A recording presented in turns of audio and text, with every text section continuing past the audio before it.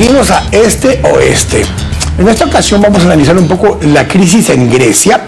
Vamos a analizarla desde el punto de vista de la lucha entre visiones, entre la visión de salir de las crisis con austeridad o salir de las crisis con estímulo económico. Vamos a hablar acerca de lo que eso está generando de tensión norte-sur en Europa, pero también lo que eso implica para lo que fue en su momento la Troika, que era la Comisión Económica Europea o la Unión Europea, el Banco Central de Europa y el Fondo Monetario Internacional, que pusieron un paquete hace ya unos años con el objetivo de sacar a Grecia de la crisis, cosa que no se ha logrado, y que ahora están con 60% de desempleo en jóvenes, 28% de desempleo en general, y una situación caótica realmente en Grecia. Para analizar esto, nos acompañan hoy Roberto Wagner, internacionalista y catedrático universitario, y Edgar Ortiz, analista y director ejecutivo del CES.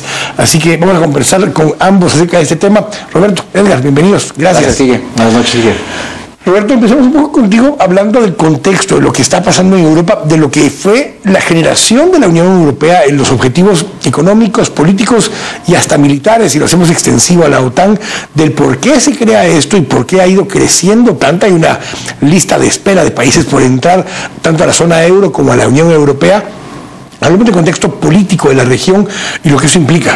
Bueno, la Unión Europea, diferentes países de Europa después de la Segunda Guerra Mundial, que resultó ser nuevamente devastadora, se plantean la misma pregunta que hicieron después de la Primera Guerra Mundial: ¿cómo es que logramos prevenir otra guerra de esta magnitud? Y es ahí donde viene y se toma la decisión, digamos, de encontrar un sistema de cooperación entre los países que prevenga el surgimiento de esos nacionalismos extremos que se vieron a finales del siglo XIX, principios del siglo XX, y después previo, particularmente el caso de Italia, el caso también de Alemania, previo a la Segunda Guerra Mundial. Y entonces vienen y observan que uno de los elementos, tal vez de la forma más fácil de cooperar, era precisamente creando una cooperación de tipo económico, particularmente, digamos, sobre los principales recursos que en un momento dado aprovecharon estos países para crecer, que era el carbón y el acero. Y así, en 1957, después de una serie de discusiones, se crea la Comunidad Económica del Carbón y Acero, y al mismo tiempo se sientan las bases para ampliar esa cooperación entre diferentes países para crear lo que es ya la Comunidad Económica Europea. Entonces el objetivo realmente era crear un sistema de cooperación entre los diferentes países para prevenir estas instancias en donde grupos nacionalistas, extremos, radicales, vuelvan a llegar al poder y, pues, digamos, se entra otra vez en una conflagración bélica. De esa misma forma, conforme fue evolucionando esto, digámoslo así, la Unión Europea, en sus inicios la Comunidad Europea era como un animal político nuevo, por decirlo en términos aristotélicos, viene y empieza también a considerar ya lo que es también una unión de carácter político, y crear para esto una serie de instituciones supranacionales, o sea, que ya se encuentren por encima de los gobiernos nacionales y que no sea solo una cuestión de cooperación intergubernamental. El Parlamento, el Banco Central y las instancias. La Comisión Europea, el Consejo Europeo. Entonces se van creando estas instituciones que lo que permitían era, digamos, buscaban una mejor coordinación entre los estados.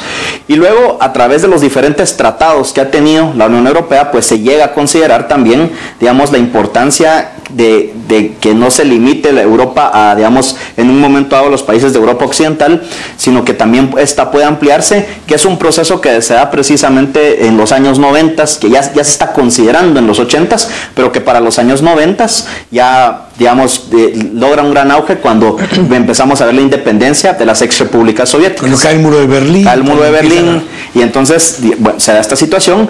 Sin embargo, al mismo tiempo, vemos también los primeros problemas políticos en materia de lo que es la política exterior y de seguridad común, que tienen precisamente con la crisis de Yugoslavia en 1991, cuando se da todo el proceso de balcanización, y entonces como la Unión Europea también de cierta forma necesita acudir a otras instancias, como en el caso, digamos, en este caso la OTAN, la Organización del Tratado del Atlántico Norte, para ver cuestiones sobre su defensa.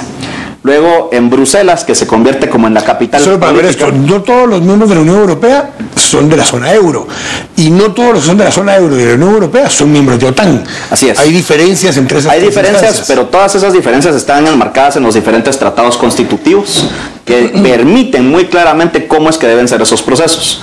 Entonces, digamos, por ejemplo, el caso en lo que en su momento es el Reino Unido, que por una cuestión en parte de orgullo, una cuestión también en parte de tener una moneda muy fuerte, decide no entrar a la zona de euro, pero sí ser parte en mucho del ambiente político de la Unión Europea.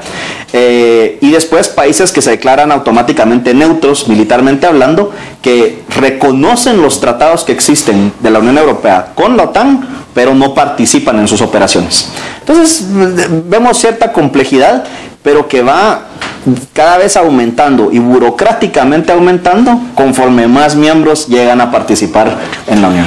Con todo esto, Edgar, parte de lo que se va generando es que es este animal político en proceso de transformación, está evolucionando, porque pasa lo que hablaba hace un momento Roberto, la incorporación en alguna forma de algunos países de la Europa del Este, el proceso de lo que pasó en Yugoslavia y la balcanización, países desiguales entre ellos mucho, como Grecia, Italia, España, el mismo Portugal, que cuando se incorporan con condiciones económicas y políticas radicalmente diferentes a las partes norte de Europa. Eso hace que esto sea una unión muy distinta a los Estados Unidos, digamos, de alguna forma. Sí, es verdad. Y tiene que ver con el momento en el cual la unión ocurre, ¿no? Que de alguna forma Estados Unidos venían todos de la mano, digamos, mientras que en Europa se tienen que tomar de las manos poco a poco y más o menos homogeneizar algunas cosas, ponerse a nivel, y creo que con cierto sentido, ¿no es cierto? Si yo soy un alemán, por ejemplo, me preocupará muchísimo que hagan sus deberes los países que a lo mejor no están en un momento tan estable como ellos. Sin embargo, lo que hemos visto, por lo menos en los últimos años, es que sin lugar a dudas la libre movilidad de capitales y de mercancías que se creó benefició enormemente a toda la Unión. Yo creo que si algo podemos destacar como positivo fue la liberación completa de personas y de capitales, ¿no? Es decir, ahora un rumano puede fácilmente emigrar a Inglaterra o a España, que es lo que hemos visto, y esa movilidad de mano de obra también ha permitido a muchas personas mejorar sus condiciones de vida. Pero es un tema, Edgar, que ha estado un poco en discusión. Correcto. Justamente con situaciones económicas menos favorables en algunos de los países de Europa del Este que se han ido incorporando, y especialmente en algunos de los países, cabalmente los PIGS, que les llamaban Portugal, Italia, Irlanda, de alguna forma, que a veces lo incluyen en esa lista o no, la misma Grecia y España. Tuvieron en su momento algunos de ellos condiciones que no eran favorables para el desarrollo económico en su país, entonces migraron muchos de ellos hacia el norte, o tenían fronteras más abiertas hacia migración del norte de África, y esa migración del norte de África después se movió hacia el resto de Europa, algo que ha generado ya un poco de ruido y ha empezado a levantar algunos de esos grupos que decía Roberto, que era parte de lo que se quería aplacar. Ya en esta elección en Grecia, el partido neonazi ya queda en un tercer lugar, 6.7%, pero ya es un tercer lugar en las elecciones, y tenemos partidos también como el de Le Pen en Francia, que tienen un discurso muy anti-inmigrante. Empieza a suceder ya este tipo de fricción social. Sí, es que comparándolo, como hacías, yo creo, adecuadamente, Estados Unidos con Europa, la ventaja que tienen los americanos es la homogeneidad completa cultural que ya tiene Estados Unidos, que tendrá sus problemas, bueno, ya conocidos de racismo y lo que ustedes quieran, pero no a los niveles europeos, porque de alguna forma todos son americanos.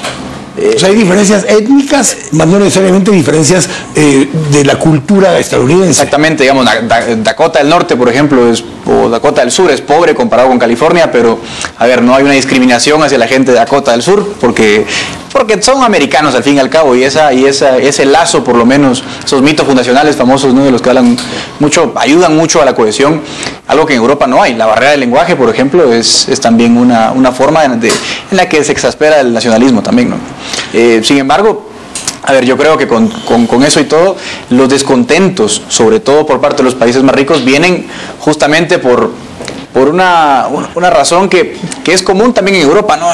Los alemanes del sur quejándose de los norte, los italianos de Lombardía quejándose del sur, los madrileños quejándose de los andaluces. O sea, es decir, pasa lo mismo pero a gran escala. Es decir, yo francés me molesto mucho con Grecia, o Alemania con Grecia, cómo un lombardo se molesta con un siciliano. También hay que hacer un poquito la relación. Lo que pasa y la relación es muy parecida. Claro. Porque te vienen y te dicen los del norte de Italia, dicen es que los del sur de Italia son haraganes, no ponen de su parte, no producen lo que nosotros producimos, los mantenemos, la parte industrial de Italia está en el norte, pero son italianos. O sea, esa es la ventaja. A pesar de que son italianos.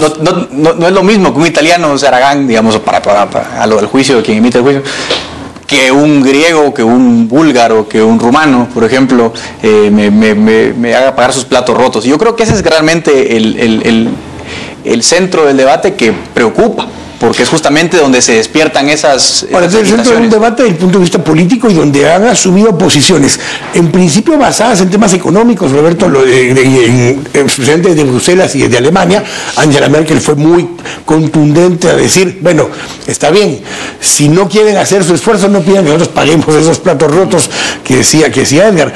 Eso es parte de lo que está exasperando a esa Europa del Norte, que dicen ellos han estado financiando ese rescate. Bueno, otro elemento en la comparación que hemos hecho también con Estados Unidos es la historia, ¿no?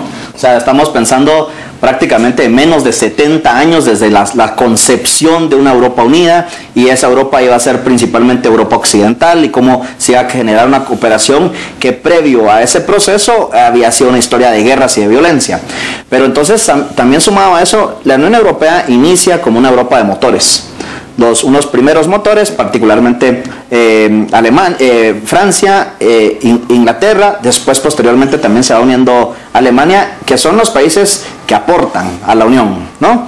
Y países que en un momento dado son receptores de esos aportes de estos otros países. Por ejemplo, el caso de España, que después ya en los años 90 llega a ser también España ya un país que aporta, porque logra nivelarse, como bien dijo Edgar, logran nivelarse económicamente, logran llevar a una estabilidad tal que ya les permiten venir y absorber también cómo es que otros países se van a incorporar.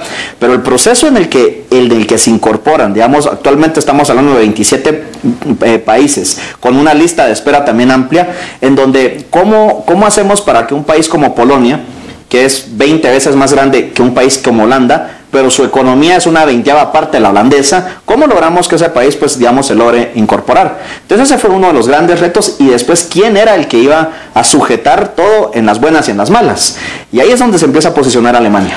Y Alemania logra un poco esa transición por su cuenta con la incorporación de Alemania del Este. Porque una cosa era incorporar a todos los países de Europa del Este, y otra a Europa en general, y otra que Alemania incorporara también a Alemania del Este, que Angela Merkel, que venía de la Alemania del Este, ha sido la lideresa de Alemania ya por casi una década.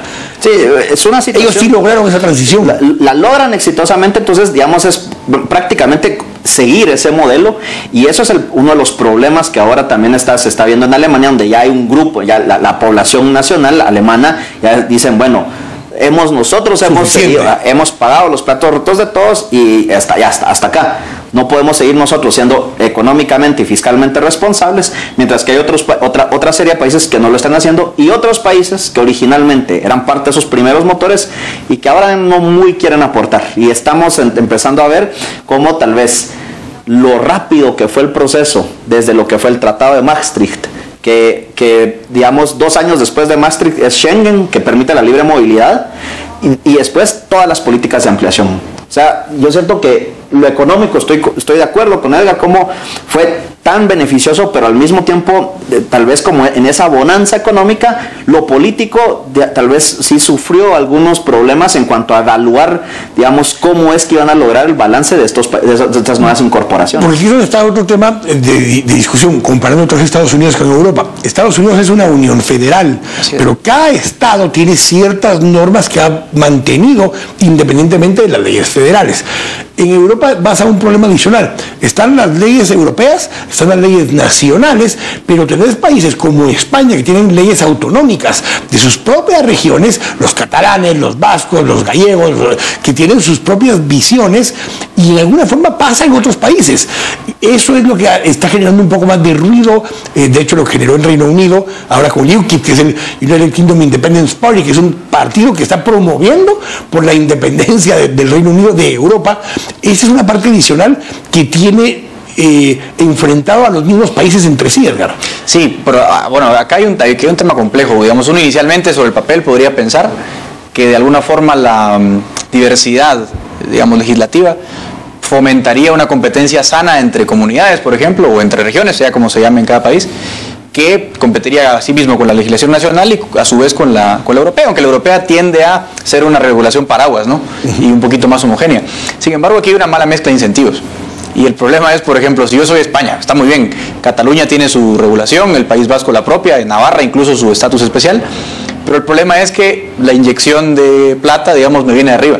Entonces, y de muy arriba. Y de muy arriba. Entonces la competencia no es sana, es decir, yo tengo un incentivo malísimo que puedo apalancarme con la ayuda de Bruselas y hacer un montón de cosas en mi región, digamos, pequeñita, que a su vez, yo creo, ocasiona un poco el problema y la crisis que tenemos hoy. Que tuvo un impacto en España hace unos 8 o 10 años, tal vez menos, cuando hubo mucha inversión en infraestructura, elefantes blancos, aeropuertos que se construyeron en ciudades que iban a existir, que se quedaron a medias y nunca se habitaron, mucho con recursos de Unión Europea. Así es, y está pasando, y yo creo silenciosamente también en países recién incorporados. Rumanía, por ejemplo, recién me entero yo de algunas construcciones, por ejemplo, parques ecológicos, que a lo mejor no vienen al caso en una Rumanía pobre, digamos, en transición, y financiados por Unión Europea. Hay un incentivo ahí muy complicado. Tengo que ir al corte, vamos a hablar un poco acerca de lo que implica en Grecia, las acciones económicas que está planteando el nuevo partido de gobierno y lo que eso puede implicar para el resto de Europa. Estamos acá en Este Oeste. Volvemos en un momento.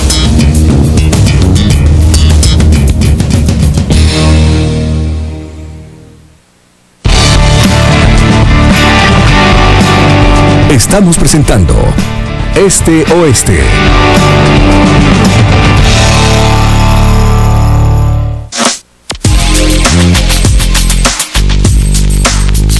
¿Sufre de sobrepeso, colesterol alto, estreñimiento? ¿Te gustaría eliminar todas esas libras de más? Presentamos la piñaterapia del Dr. Ming, el nuevo tratamiento 100% natural para desintoxicar el cuerpo y bajar de peso. Bajé 23 libras. Estoy feliz con los resultados. Piñaterapia del Dr. Ming, con su efectiva fórmula antioxidante, diurética y quemadora de grasa, ideal para combatir la celulitis y perder peso de manera natural. Tómalo frío o caliente. Bebe tu té 2 veces al día y sorpréndete con los resultados. Es 100% natural y sabe muy rico. No solo bajé de peso, también bajé medidas, tengo control del apetito, control de ansiedad. Bueno, lo mejor de todo es que no he vuelto a engordar. Limpie y desintoxique su cuerpo con el nuevo té de piña del Dr. Ming. Y si nos llama ahora, le enviaremos otro tratamiento completamente gratis. Sí, 2 por 1. Si llama ahora mismo, llame ya.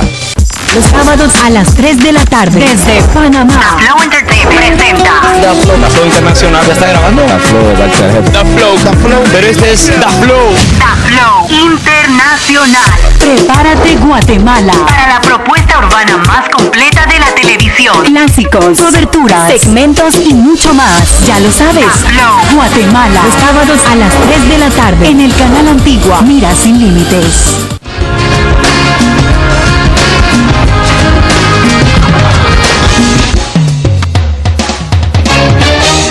En Matutino Express vamos a hablar de nuestro espíritu competitivo. Nos visitan de Virgin para hablarnos de ese reto personal que sin duda pone a prueba nuestro espíritu competitivo, el Challenge. Eso.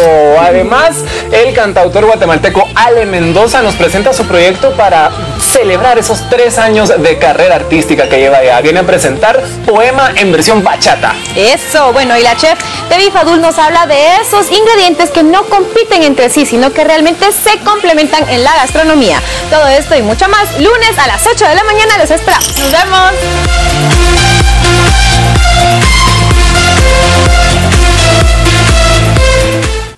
Canal Antigua y Tropigas presentan Emanuel y Mijares juntos en gira por primera vez.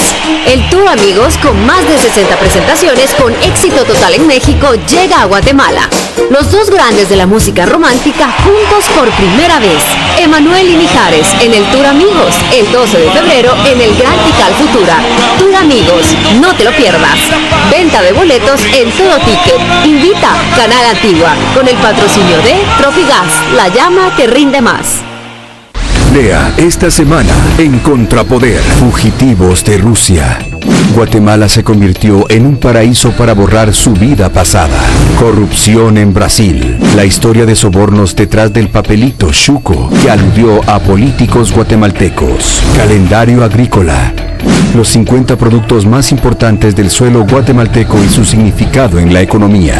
La roya que se come al campo. Los efectos del hongo que los caficultores guatemaltecos no aprendieron a temer. Flor de lis. Ingredientes tradicionales más allá de la gastronomía local. Esta semana en Contrapoder. Enfoque, criterio, análisis. Búsquela en tiendas de prestigio o suscríbase al 2222-8722. Descargue la versión electrónica en Google Play o en el App Store.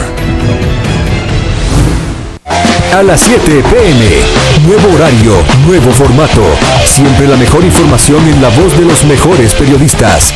Totalmente renovado, porque sabemos que usted necesita siempre estar bien informado de lo que pasa en Guatemala y el resto del mundo. Le presentamos una nueva forma de ver noticias. Panorama mundial, deportes, economía, redes sociales, tráfico e información en desarrollo y todas las noticias nacionales que sucedieron en la jornada se las presentamos aquí en la edición central de Noticieros de Canal Antigua. Noticieros de Canal Antigua 2015, año de decisiones, año para ver Canal Antigua.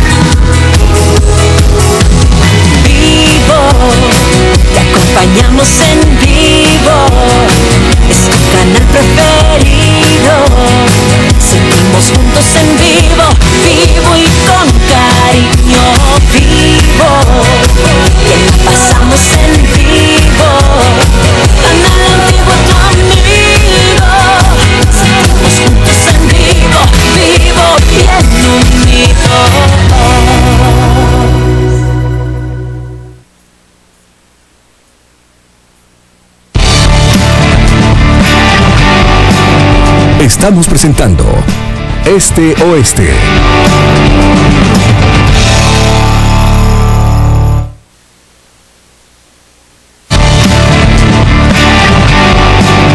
Estamos presentando Este Oeste.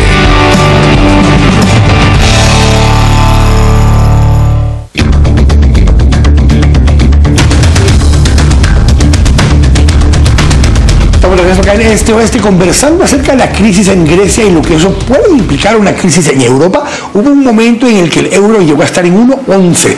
El punto más alto del euro versus el dólar llegó a ser 1.50.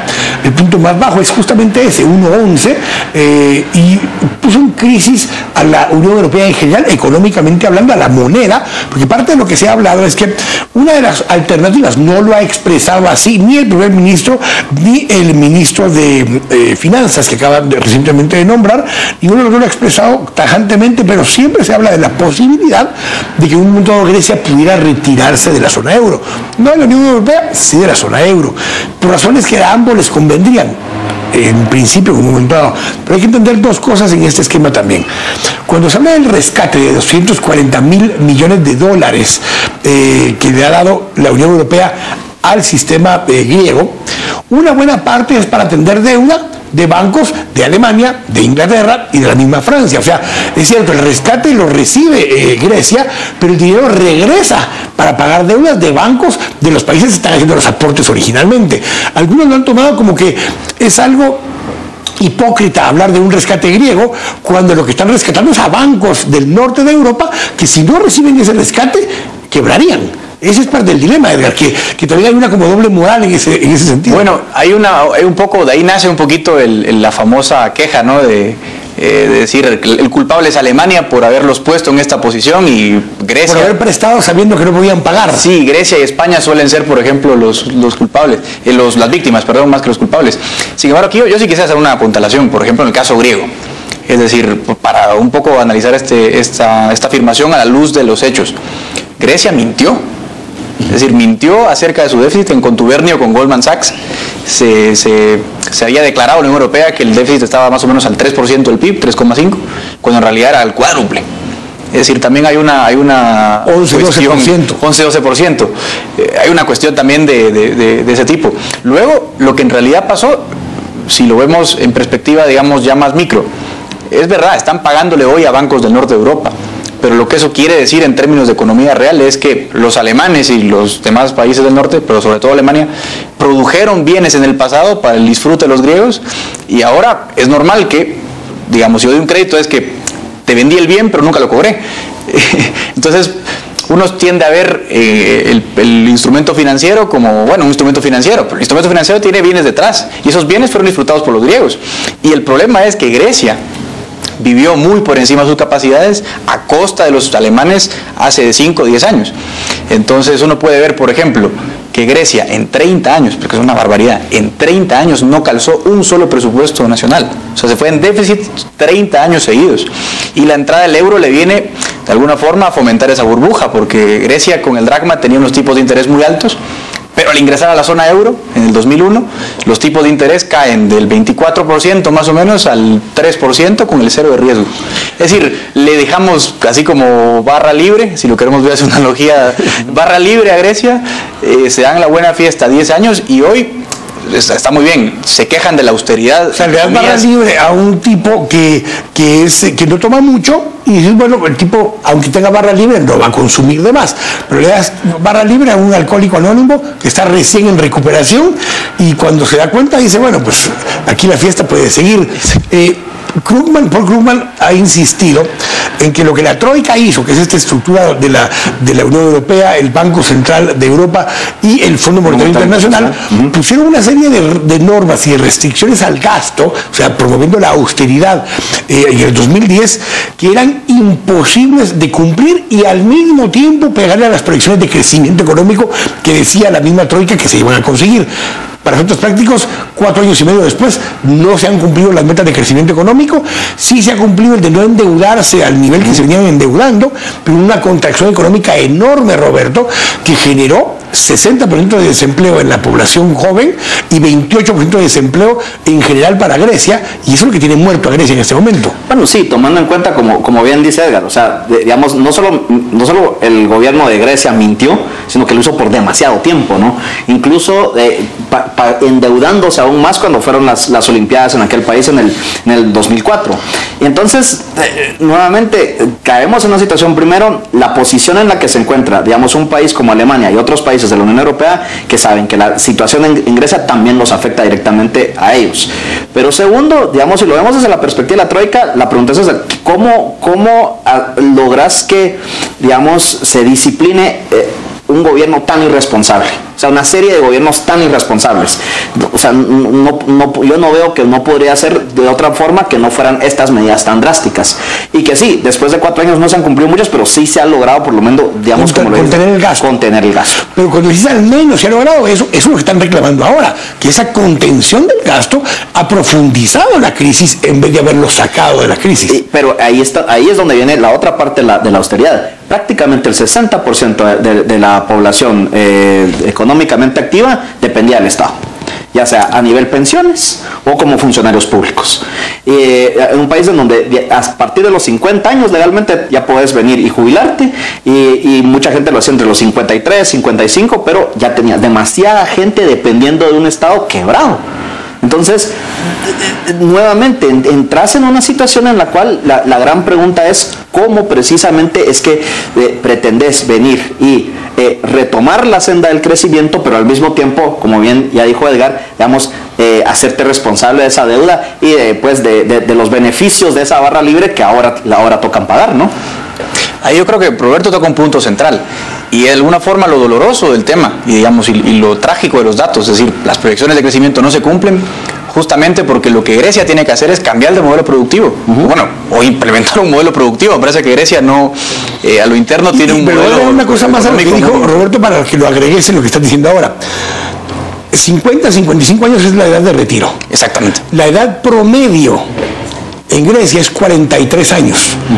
O sea, el 50% de la población está arriba de 43 años, quiere decir un 70% de la población, de esa población que está arriba de 43 años, está jubilada. Y el porcentaje que está abajo de 43 años está 60% desempleado. Exactamente. Y en realidad lo que es Grecia es un esquema Ponzi y que va al abismo y que se lo tendrán que comer en el marrón todos los que vengan detrás. Y Grecia, digamos, ha disfrutado de números exuberantes y ha vivido muy por encima de sus posibilidades gracias al sector público. Y eso se traduce a su vez gracias a Europa, que nos, digamos, le dotó de fondos para mantenerse a un nivel alto. Y el problema social, porque desde la perspectiva del economista, si ustedes me preguntan a mí, lo que hay que hacer es justamente tener un modelo productivo. Y eso significa liberalizar un montón de cosas. El gobierno griego todavía tiene un montón de activos. O sea, por eso digo, lo de austeridad no es tan cierto. Pero paremos en esa, porque una de las primeras cosas que anunció el gobierno es que va a retomar propiedades que habían sido privatizadas y las va a renacionalizar para volver a operarlas desde el Estado, va a regresar el salario mínimo de los burócratas al nivel que estaba anteriormente y va a recontratar a muchas de las personas que tuvieron que despedir por los compromisos adquiridos. Y justamente es el problema, digamos, que Grecia está volviendo a cometer el mismo error, o bueno, por lo menos lo que denuncia el partido ganador, volvería a cometer el mismo error. Y ya lo dijo fácil. El ministro de Finanzas dijo que las primeras cosas que harían eran tres: retomar algunas empresas privatizadas, subir el salario mínimo de los empleados públicos otra vez y recontratar personal que había sido despedido.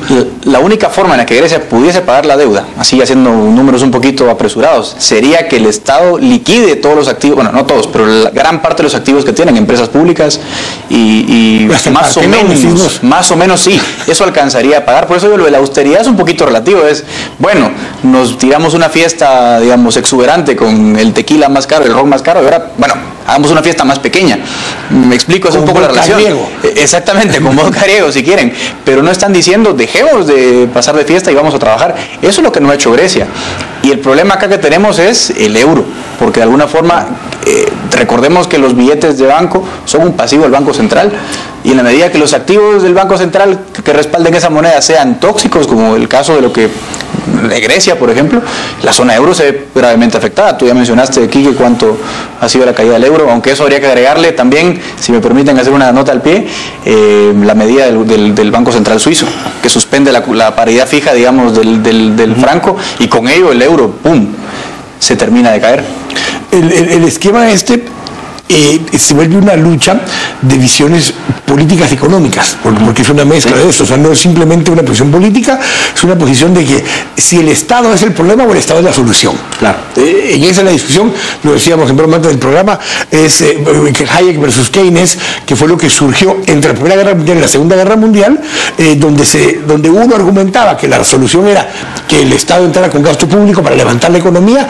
Reclamó muchísimo en esa época Keynes que no podía cobrársele a Europa, a Alemania, lo que se le había cobrado en la Primera Guerra Mundial, porque iba a generar una Segunda Guerra Mundial.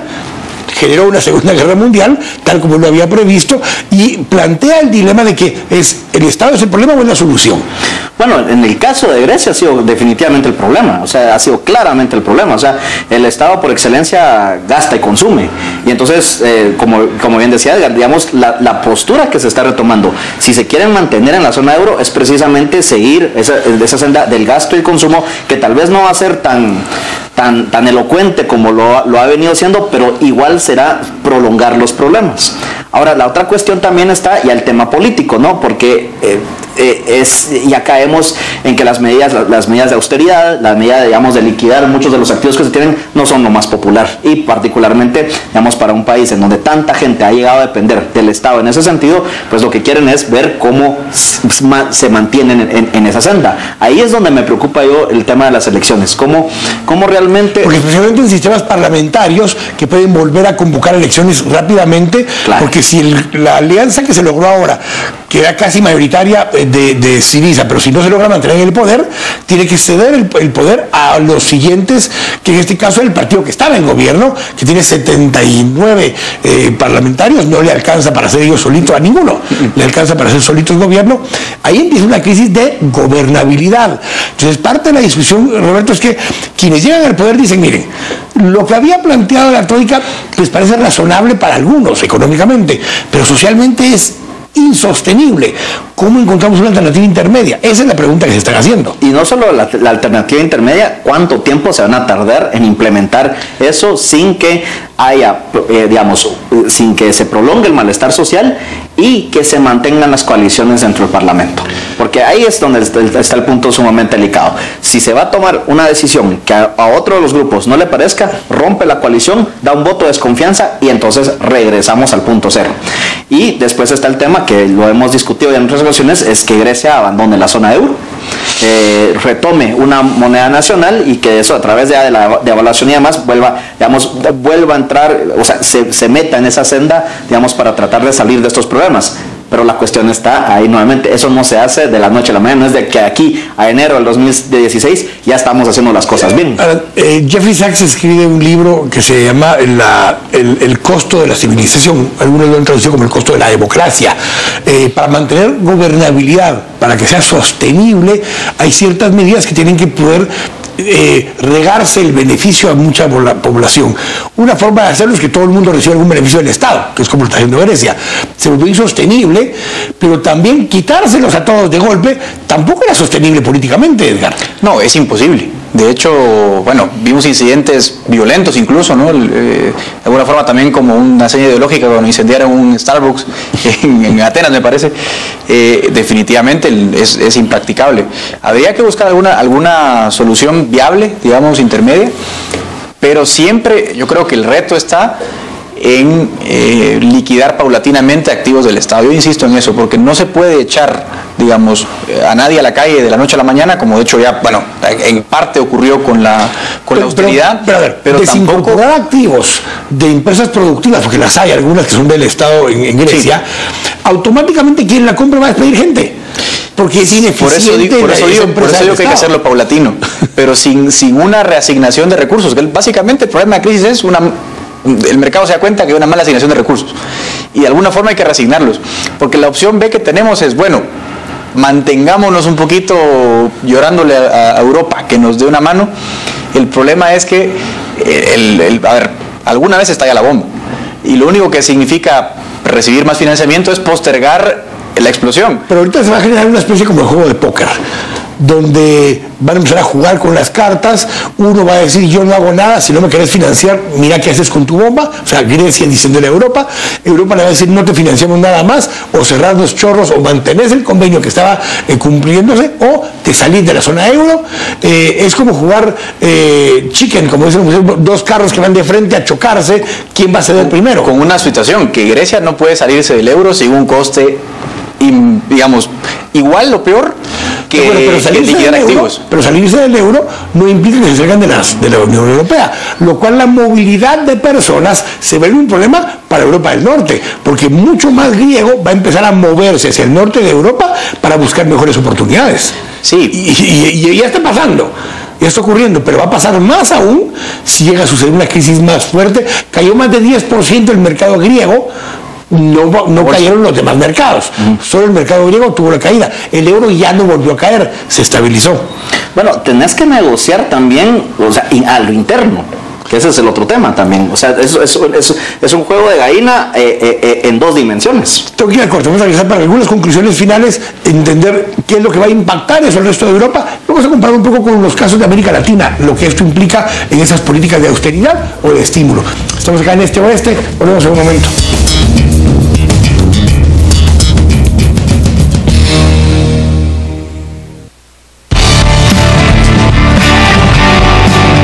Estamos presentando Este Oeste.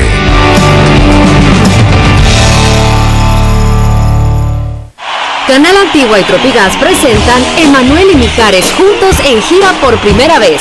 El tour Amigos, con más de 60 presentaciones con éxito total en México, llega a Guatemala. Los dos grandes de la música romántica juntos por primera vez. Emanuel y Mijares en el Tour Amigos, el 12 de febrero en el Gran Tikal Futura. Tour Amigos, no te lo pierdas. Venta de boletos en Todo Ticket. Invita Canal Antigua con el patrocinio de Tropigas, la llama que rinde más. Libertad, vivimos con libertad en Canal Antigua. Acá en este espacio confluyen todas las voces que representan a esta sociedad. Los periodistas de Canal Antigua disfrutamos trabajar en libertad y sin censura. En Canal Antigua, nuestro único límite es el respeto a la dignidad de las personas. Trabajo en Canal Antigua desde 2010 y nunca he tenido restricciones ni condiciones para ejercer libremente el periodismo. Desde la presentación de noticias y las entrevistas hasta los programas de opinión, jamás me han impuesto ni vedado preguntas, enfoques ni comentarios. Un entorno libre de censura nos permite el ejercicio de un periodismo sin ataduras. Analizar, opinar y entrevistar con total libertad es importante para formar ciudadanía y formar opinión libremente. Por eso estamos acá, en Canal Antigua, para hablar de cualquier tema, con cualquier invitado, de cualquier ideología. Yo defiendo la libertad de expresión de pensamiento. Yo estoy de acuerdo con que haya libertad para pensar. ¿Y usted? La libertad de expresión es la forma en que transmitimos a los demás lo que somos, lo que pensamos, lo que anhelamos para nosotros y los demás. La libertad de expresión es mucho más que aquella Convención de los Derechos Humanos de 1948 o lo que dice la Constitución Política de una república. Es el respeto a lo que tú piensas y que tú respetes lo que yo opino. La libertad de expresión es una manifestación del derecho a la libertad individual. Ser libre significa no estar sujeto al arbitrio de otro, para poder hacer uso de nuestra propia iniciativa y buscar nuestra felicidad. Porque lo que ocurre en aquellos países donde no se respeta este derecho es que hay personas, hay periodistas y hay formadores de opinión que pagan con su vida, con su libertad o con su integridad física su derecho a expresarse libremente. Por eso es que la libertad de expresión del pensamiento, la libertad de opinión, la libertad de pensar son tan importantes. No podríamos ni siquiera hablar, no podríamos ni siquiera conocer qué es lo que piensan los demás. Recuerde que para trabajar en libertad, para producir, para hacer, para pensar en libertad, tenemos esta garantía. Por eso es que hay que defenderla. Estamos dispuestos a defender esa libertad de expresión frente a cualquiera que pretenda limitarla. En Canal Antigua apostamos y defendemos la libertad de expresión, porque sin libertad de expresión, sencillamente, no hay libertad.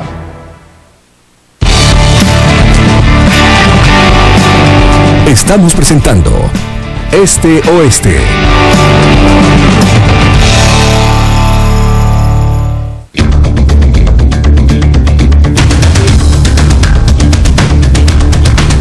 Estamos de regreso acá en Este Oeste conversando acerca de la crisis en Grecia y tiene sus aristas políticas, obviamente, tiene aristas económicas. Vamos a traerlo y comparar un poco con lo que está pasando en América Latina, en algunos países. Algunos entran en una crisis mayor todavía con las caídas del precio del petróleo. ¿Por qué? Porque son no solo petróleo dependientes, pero además está vinculado su estructura fiscal a los ingresos del petróleo. Casos como Brasil, Venezuela y México, los tres son exportadores netos enormes de petróleo, pero de los tres el que menos dependencia fiscalmente tiene el petróleo es México, está mucho más balanceado. Para bien o para mal, la reforma petrolera en México vino tarde y no dependían tanto de los ingresos del petróleo fiscalmente, pero vamos a hablar de lo que todo eso implica también políticamente, porque los problemas económicos derivan en problemas políticos para muchos. A Dilma Rousseff le costó más de la cuenta su reelección en esta ocasión, a pesar de muchos avances en política social en Brasil, en buena parte por una recesión en la que entró Brasil, después de que era uno de los países de economía emergente con mayor crecimiento. Venezuela está en una crisis política, algunos dirán desde hace años, pero se acrecenta la crisis derivada de la crisis económica, porque los ingresos fiscales generan problemas. Venezuela y México, en el momento en el que Guatemala bajaron los precios de la gasolina en 40%, en los otros países subieron los precios de la gasolina en 40%. ¿Por qué? Porque era alguna forma de compensar la caída del precio del petróleo externo. Subsidio petróleo externo a gasolina de consumo local. Comparemos un poquito lo que esa crisis económica también deriva en crisis políticas en países como México, Venezuela y Brasil, Roberto. Bueno, definitivamente van de la mano, ¿no? O sea, sí es una cuestión... cuando recordamos hace algunos años que se lanza toda la iniciativa de Petrocaribe, Petrocaribe funcionaba bajo un supuesto que si quitamos elementos ideológicos de por medio, o sea, tenía muchos beneficios, era muy atractivo, pero funcionaba bajo los supuestos de que el precio del barril del petróleo se tenía que mantener en un número. Arriba de $100. Exactamente, había un número mágico para decir, de cierta forma, todos están ganando y Venezuela puede mantener financiando eso. Pero porque la lógica era, lo que está abajo de 70 se paga cash, los que está arriba de 70 se financia a 20 años con tasas de risa. Entonces, pero si baja ese precio, entonces entraste en una situación en la que ya estás generando una crisis, y como bien decís, si el tema fiscal también está dependiendo, o sea, la carga fiscal también está dependiendo sobre eso, entonces ya tenés una cuestión de desabastecimiento de recursos, ¿no?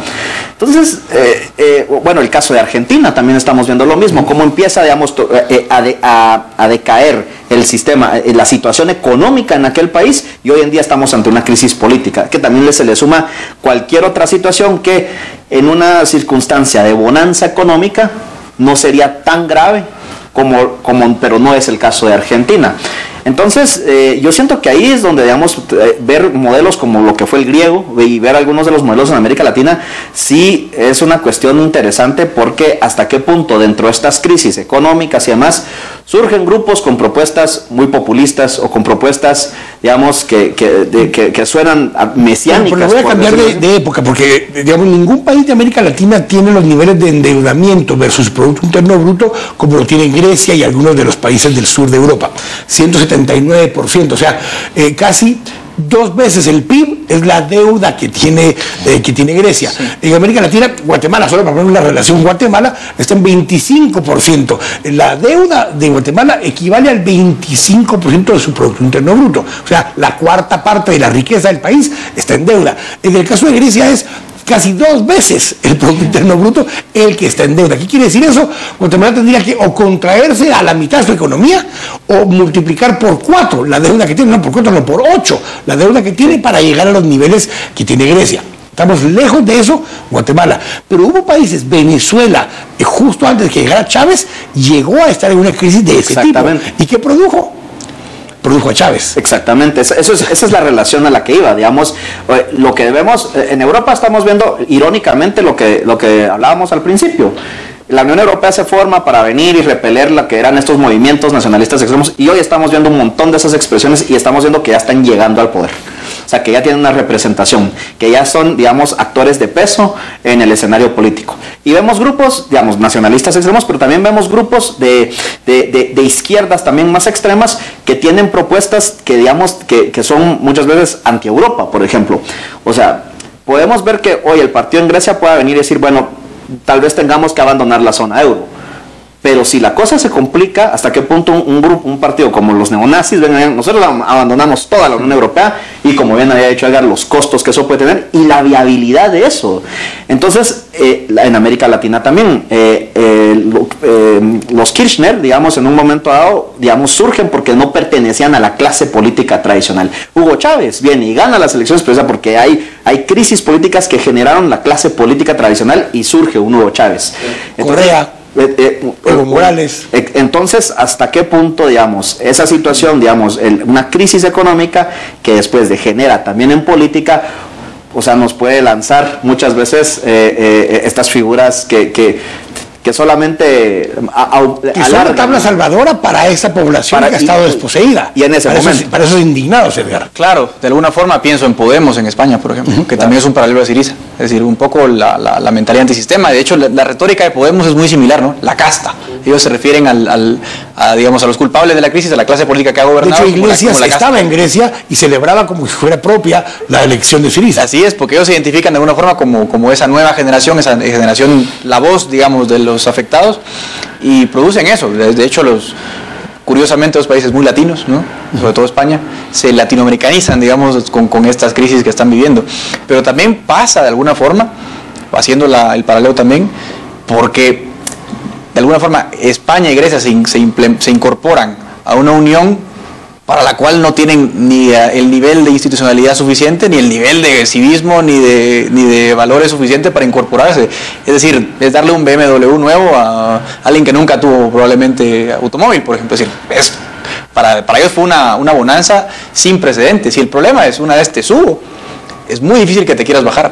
Y eso es lo imposible. Por eso los partidos tan antisistema tienen tanto éxito, porque yo ya no quiero otra vez volver a hacer la España rural. La corrupción estatal vigentes todavía en Italia, en España, en Grecia y en Portugal son similares a los niveles de América Latina. Yo creo que sí. Berlusconi, por ejemplo, pienso en Berlusconi en Italia, partido de derecha, es corrupto, ¿no? nada que envidiarle, un poco en broma, a las peores joyas, digamos, latinoamericanas. Es que son los países latinos, al fin y al cabo. Uno no ve eso en Alemania, uno no ve eso en Inglaterra. O sea, sin embargo, sí lo vemos al primer mundo teniendo instituciones de tercer mundo. Yo creo que sí. España, bueno, no es Guatemala, no es Argentina, pero tampoco es Alemania. Y eso hay que entenderlo, y no podemos poner el mismo plano a Merkel y el sistema político español, porque definitivamente no son lo mismo. Y ese es el gran problema del fracaso del euro. El problema es que de alguna forma, como decían Merkel y Holanda hace un par de años, el euro o digamos, la moneda única se hace para hacer irreversible la unión. Pero ahora tienes un problema enorme, porque como se caiga uno, muy rígido, nos caemos todos. Los problemas son cuando precisamente, digamos, ante estas crisis económicas, digamos, no hay ningún problema con tener grupos o partidos que sean antisistema. La cuestión es qué propuestas viables, qué propuestas de una política económica sensata van a presentar ante una situación que le exige desde la otra perspectiva política y social resultados rápidos. Pablo Iglesias y Podemos fueron a aprender de la propuesta de Syriza y dijeron, funciona. ¿La propuesta qué es? Sí, desde allá, desde el norte, quienes nos están poniendo la regla nos dicen, recortemos gasto porque va a venir la iniciativa privada y va a compensar el retiro del gasto público con inversión privada. Con una moneda pues que no propia, sino que con el euro, el inversionista privado no viene a invertir a ese país porque no tiene una ventaja competitiva para poder vender desde Grecia a otro lugar.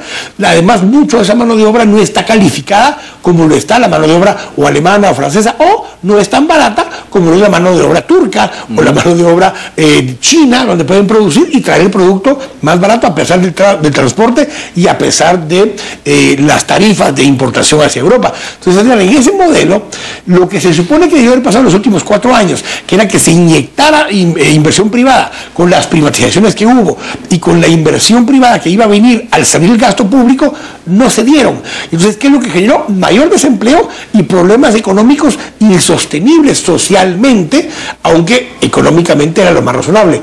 ¿Qué alternativa les queda a un país como este en este momento, donde le tiene que decir a su gente, sí, mire, pero como los que estamos más viejos, estamos gastándonos el pisto, usted que es joven, que está desempleado, que no tiene ayuda económica, se la tiene que aguantar, pero va a estar mejor después? Sí, a ver, aquí la solución, yo no veo sinceramente una solución tan fácil y tan práctica, porque, por ejemplo, escenario A, si Grecia sale del euro, presuntamente para, digamos, con un tema cambiario, tomar competitividad, el gran problema es impago deuda, voy al dracma, o como le pongan la moneda nueva, ¿y cuál es el problema que tengo? Me cierran automáticamente el chorro de crédito y los inversionistas que ya están se van. Es decir, no es una opción viable económicamente, automáticamente la fuga de capital sería inmediata. ¿Qué opción tendría Grecia? Hacer corralito como Argentina. Y si hago corralito, bloqueo completamente inversión extranjera. Inversión local no tengo. Bueno, no tengo porque por eso están así como están. Entonces, por ese lado yo no veo una solución. Opción B sería, bueno, razonablemente ajustarse a los planes de austeridad del gobierno y mantenerse donde están. O un intermedio de los planes. O un intermedio de los planes. El problema que te digo es, repito, es un esquema Ponzi. Eventualmente se van a acabar, se van a comer la riqueza que tienen y en 5 o 10 años vamos a estar en las mismas que hoy. Yo no le veo, si los planes o si las soluciones son una intermedia o la austeridad, bueno, lo que llaman austeridad, que en realidad no es austeridad, repito, es un poquito menos de gasto que antes, eventualmente la economía se va a caer. Economía real no tiene Grecia. Sí. ¿Qué impacto puede haber o no en el resto de Europa con las acciones que está tomando Grecia, Roberto? Cabalmente en el tema de Podemos o Le Pen en Francia o UKIP en Inglaterra. No todos los partidos que acabo de mencionar, incluyendo Syriza, no son iguales. Ni siquiera Syriza es igual a Podemos. Porque Podemos no tiene líneas filosóficas ni siquiera bien establecidas. Solo saben que lo que hace el PP y el PSOE no sirve. Claro. Pero no proponen una alternativa real todavía. Yo creo que en el corto plazo sí vamos a ver un mayor protagonismo de todos estos partidos. Sí vamos a ver un mayor protagonismo con discursos en ocasiones, digamos, bastante más críticos, bastante más radicales sobre lo que es, digamos, anti-establishment, sí. Definitivamente, pero sí vamos a ver vamos a ver el renacimiento, digamos, ya lo estamos viendo, y hay una presencia de estos partidos en la misma Alemania, de lo que es una extrema derecha. Estamos viendo también lo que está pasando precisamente en el sur de Francia, como la crisis de los ataques terroristas que se dieron precisamente hace unas semanas, eso también, digamos, retoma la palestra de la plataforma. Bueno, hasta en Estados Unidos se generó con mucho más fuerza el Tea Party, que es una especie de antisistema dentro del sistema, porque ahí no hay un esquema multipartidario, es bipartidario por ley casi. Ahora, de lo positivamente, digamos, también tenemos muchos esquemas parlamentarios en donde hay que negociar, hay que formar coaliciones. La misma Syriza forma una coalición con un partido de derecha, ¿no? Que es más un Tea Party que otra cosa. Exactamente. Entonces ahí es donde vemos también ese juego político bastante interesante. Sin embargo, yo siento que en el mediano plazo lo que vamos a ver, y estoy de acuerdo con él, o sea, cómo se va a desboronar lo que está pasando en Grecia, digamos, como una torre de naipes, pero vamos a ver en el proceso que si no, lo que no logra hacer Syriza, después va a venir un partido que no nos extraña que sea de la extrema derecha y que tenga que hacer una coalición con la izquierda otra vez, y entonces vamos a ver ese ciclo donde los mismos partidos antisistemas se van a dar cuenta de que de cierta forma también tienen que moderarse, no pueden llegar, o sea, la propuesta suena bien en el momento, la gente está desesperada, dicen, probemos con lo que hay. Y cuando llegas al poder, ¿cuánto tiempo puedes seguir siendo antisistema cuando ya sos el sistema? Y lo mencionábamos en el corte, como en puestos claves de finanzas hay, digamos, las personas que están más moderadas, porque también no puede ser inviable ante todo esto. Porque esa es la pregunta, Edgar, con este esquema, hablábamos, la pregunta que te hacía, ¿cuánto puede el anti-establishment seguir siendo anti-establishment estando ya en el poder? ¿Cuánto puede mejorar realmente la situación para esa sociedad bajo cualquier condición en este momento en Grecia? Bueno, en realidad el límite son los números. Cuando no te cierran los números, te tienes que moderar o, bueno, ocasionas un desastre completamente sin precedentes, porque es lo que puede llegar a pasar. ¿Hasta dónde le alcanzará a la Syriza la retórica? Hasta donde los números cierren. Cuando, digamos, veas que el presupuesto no cierra, que no se generan empleos, que la Unión Europea no te da el crédito que pides, o que la alternativa antisistema no sabe ayudar porque no tiene plata. No tiene plata porque el petróleo está mal. Ahí se acaba el romanticismo. Es decir, hay que distinguir entre la función política de los partidos y ya cuando estamos adentro hay que llamar a los gestores, que son los que saben gestionar la administración pública. Y ellos te van a decir a los 2 segundos, mira, esto no se puede. Que lo intentaron en Italia, funcionó parcialmente, lo han intentado parcialmente en España, hay descontento social todavía, así que vamos a seguir viendo mucho de esto en los próximos meses y años. Y voy a hacer un paralelismo ya con Guatemala, un poco para cerrar esto, pero el tema al final es que Guatemala está lejos de ser Grecia por los niveles de endeudamiento versus el Producto Interno Bruto. Muy lejos, ya lo decíamos hace un momento. Pero sí, la tendencia en Guatemala ha sido subir el nivel de endeudamiento. Un estado pequeño, el estado más pequeño del mundo, prácticamente comparando el gasto público del Estado versus el Producto Interno Bruto del país en general. Pero los países se deterioran de forma rapidísima. De 5 a 10 años fue como llegó Venezuela a lo que está hoy. Venezuela es Grecia en este momento en América Latina. Se le colapsó su Unión Europea, que era el petróleo. Le colapsó, no tiene de dónde ir a buscar. Busca ahora una Rusia que no tiene dinero. Busca ahora a China, que es el nuevo jugador en el esquema, y China le dice, sí, pero China tiene mucho poder, mucha fuerza, pero no son babosos. Saben hasta dónde le pueden dar a Venezuela y cómo pueden aprovechar la coyuntura. Esos modelos pueden llegar a colapsar. Y el tema simplemente es dónde está el balance entre ambos, entre un gasto público desmedido y un gasto público suficiente para que sirva de apalancamiento para el crecimiento y el desarrollo económico y el desarrollo humano de la población. En ese dilema está Grecia y la Unión Europea detrás. En ese dilema está Venezuela. Y estamos lejos en Guatemala, sí, pero la tendencia puede ir en esa dirección si no tenemos cuidado. Así que gracias a Roberto y a Edgar por habernos acompañado el día de hoy. Gracias a ustedes también por habernos acompañado. Nos esperamos la próxima. Dios los bendiga.